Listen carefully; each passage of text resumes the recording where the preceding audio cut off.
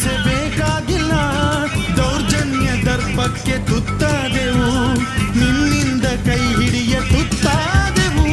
ಕತ್ತಲು ಕವಿದಾಗಲೇ ನೀ ಸೂರ್ಯನಾಗಿ ಬಂದೆ, ಮುಳುಗುವ ಜನದೋ